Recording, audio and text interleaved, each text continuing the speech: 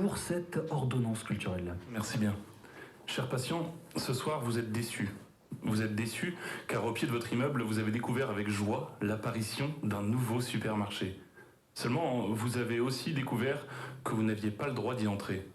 De ravissantes boîtes de raviolis, de magnifiques sachets de salade verte et même peut-être, qui sait, des lingettes javelisées sont là, sous votre fenêtre, et vous ne pouvez pas les attraper. Pourquoi ? Parce que, chers patients, ce supermarché est un dark store, comme des dizaines d'autres qui poussent chaque jour partout en France et qui sont réservés à la livraison à domicile.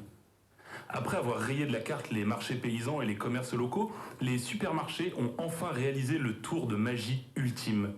Se rayer eux-mêmes de la carte, tels des magiciens du rayon frais, des prestidigitateurs du ticket de caisse, des Houdini du caddie.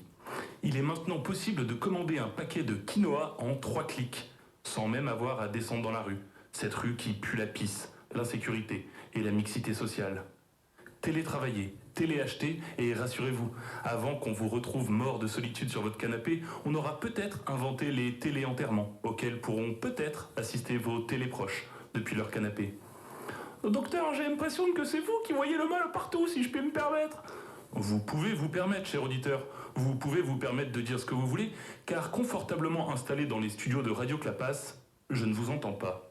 Vous pouvez vous égosiller dans votre poste radio ou hurler sur votre ordinateur, je n'entends que le son de ma propre voix et la mélodie de mon propre génie. Mais vous avez peut-être raison, il y a aussi du bon à ces services de livraison. Ne sont-ils pas heureux comme tout, ces petits bichons de la livraison à domicile, dans leur impeccable uniforme aux couleurs flashy ? N'est-ce pas un vrai bonheur pour eux de parcourir la ville à bicyclette ? Et leurs patrons ne sont-ils pas de vrais amoureux de la protection salariale, eux qui leur offrent même un sacro-saint CDI payé au SMIC, rubis sur l'ongle ? Une seule petite clause à leur engagement pour le sport, la fraternité et la sécurité financière, arrivée au domicile du client en 15 minutes. Quoi qu'il en coûte, comme dirait l'autre.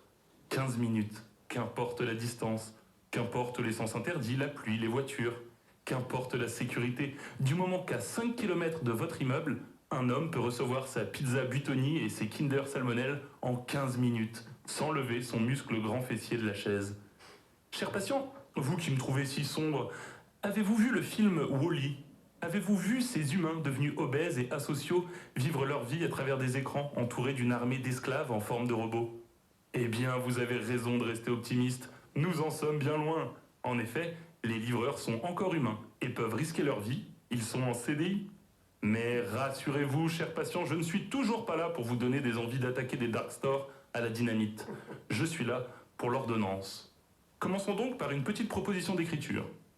Dans quelques années, vous êtes au guidon de votre vélo électrique pour un service de livraison un peu spécial. Dans le futur, quelle folie l'humain pourra-t-il se faire livrer ? Construisez votre texte sur une structure à chute, comme toute nouvelle qui se respecte. Laissez planer le doute, avant de révéler la nature de votre livraison, qui devra secouer la moelle de vos lecteurs. Posologie classique, 20 minutes d'écriture, 3e personne, et lecture à haute voix. Et maintenant, un petit conseil de lecture.